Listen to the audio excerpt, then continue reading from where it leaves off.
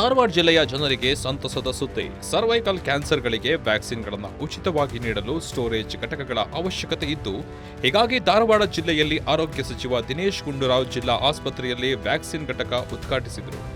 ಈ ಸಂದರ್ಭದಲ್ಲಿ ಕೇಂದ್ರ ಸಚಿವ ಪ್ರಹ್ಲಾದ್ ಜೋಶಿ, ಆರೋಗ್ಯ ಸಚಿವ ದಿನೇಶ್ ಗುಂಡೂರಾವ್ ಹಾಗೂ ಜಿಲ್ಲಾ ಉಸ್ತುವಾರಿ ಸಚಿವರಾದಂತಹ ಸಂತೋಷ್ ಲಾಡ್ ಉಪಸ್ಥಿತರಿದ್ದರು.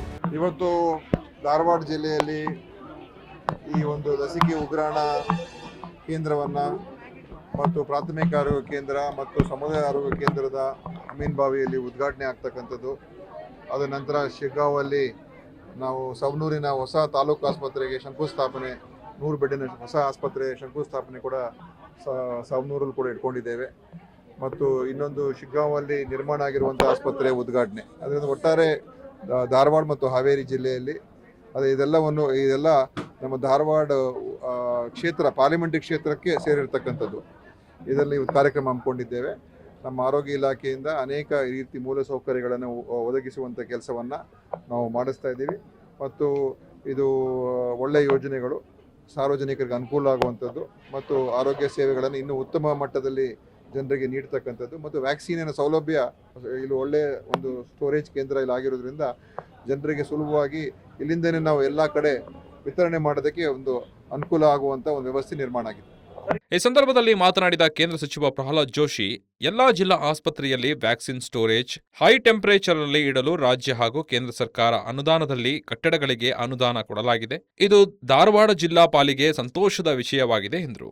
ವ್ಯಾಕ್ಸಿನ್ ಸ್ಟೋರೇಜ್ಗೆ ಸಂಬಂಧಿಸಿದಂತೆ ಇಡೀ ದೇಶದ ಎಲ್ಲ ಕಡೆನೂ ಇವತ್ತು ಆಯಾ ಜಿಲ್ಲೆಗಳಲ್ಲಿ ಆದಷ್ಟು ಸಮೀಪದಲ್ಲಿ ಒಂದು ಸ್ಟೋರೇಜ್ ಫೆಸಿಲಿಟಿ ಕ್ರಿಯೇಟ್ ಮಾಡ್ಬೇಕಂತ ಹೇಳಿ ರಾಜ್ಯ ಮತ್ತು ಕೇಂದ್ರ ಸರ್ಕಾರದ ಸಹಭಾಗಿತ್ವದಲ್ಲಿ ಈ ಕಟ್ಟಡಗಳ ನಿರ್ಮಾಣ ಆಗ್ತಾ ಇದೆ, ಇಕ್ವಿಪ್ಮೆಂಟು ಎಲ್ಲ ಸೇರಿ.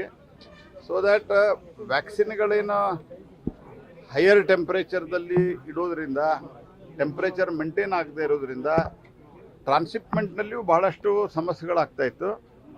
ಅದನ್ನು ಇಲ್ಲಿ ಇವತ್ತು ಈ ಆವರಣದಲ್ಲಿ ನಾನು, ದಿನೇಶ್ ಗುಂಡೂರಾವ್ ಅವರು, ಅರವಿಂದ್ ಬೆಲ್ಲದ್ ಅವರು, ಕೋನ್ ರೆಡ್ಡಿ ಅವರು, ಮೇಯರ್ ಅವರು ಎಲ್ಲ ಸೇರಿ ಉದ್ಘಾಟನೆ ಮಾಡಿದ್ದೀವಿ.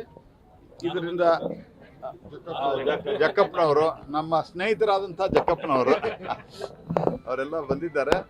ಸೊ ಇದನ್ನು ಆಲ್ ಟುಗೆದರ್ ಉದ್ಘಾಟನೆ ಮಾಡಿದ್ದೀವಿ. ಇದರಿಂದ ಇಲ್ಲೇನು ವಿಶೇಷವಾಗಿ ವ್ಯಾಕ್ಸಿನೇಷನ್ ಮಾಡ್ತೀವಿ. ಹೆಚ್ಚಿನ ವ್ಯಾಕ್ಸಿನೇಷನ್ ಮಕ್ಕಳಿಗಿರ್ತಾವೆ. ಅದು ಬಿಟ್ಟು ಈಗ ಇತ್ತೀಚೆಗೆ ಭಾರತ ಸರ್ಕಾರ ಈ ಸರ್ವಿಕಲ್ ಕ್ಯಾನ್ಸರ್ಗಿರ್ಬೋದು, ಬೇರೆ ಬೇರೆ ವ್ಯಾಕ್ಸಿನ್ಗಳನ್ನು ಸಹಿತ ಫ್ರೀಯಾಗಿ ಕೊಡುವಂಥ ಯೋಜನೆಯೂ ಶುರು ಮಾಡಿದೆ. ಅವೆಲ್ಲದಕ್ಕೂ ಭಾಳ ಅನುಕೂಲ ಆಗ್ತದೆ. ಈ ಯೋಜನೆ ಕೇಂದ್ರ ಮತ್ತು ರಾಜ್ಯ ಸರ್ಕಾರ ಒಟ್ಟಿಗೆ ಸೇರಿ ಮಾಡಿದೆ. ಡೆವಲಪ್ಮೆಂಟ್ಗಳು ಜನರ ಹಿತಾಸಕ್ತಿ ದೃಷ್ಟಿಯಿಂದ ರಾಜ್ಯಗಳಲ್ಲಿ ಯಾವುದೇ ಸರ್ಕಾರ ಇರ್ಬೋದು, ಕೇಂದ್ರದಲ್ಲಿ ಯಾವುದೇ ಸರ್ಕಾರ ಇರ್ಬೋದು, ಒಟ್ಟಿಗೆ ಕೆಲಸ ಮಾಡಿದಾಗ ಜನರಿಗೆ ಒಳಿತಾಗ್ತದೆ. ಆ ಉದ್ದೇಶದಿಂದ ಇದನ್ನು ಮಾಡಿದೆ. ಮತ್ತು ನಾನು ದಿನೇಶ್ ಗುಂಡೂರಾವ್ ಅವರಿಗೆ ಇದರ ಉದ್ಘಾಟನೆಗೆ ಬಂದು ಮತ್ತು ಇದನ್ನು ಇಂಪ್ಲಿಮೆಂಟ್ ಮಾಡೋದರಲ್ಲಿಯೂ ಸಹಿತ ಅವರು ಸಹಕರಿಸಿದ್ದಾರೆ. ಅವರಿಗೂ ನಾನು ಧನ್ಯವಾದ ಹೇಳ್ತೇನೆ. ಸಂಪೂರ್ಣ ನ್ಯೂಸ್, ಇದು ನೊಂದವರ ಧ್ವನಿ.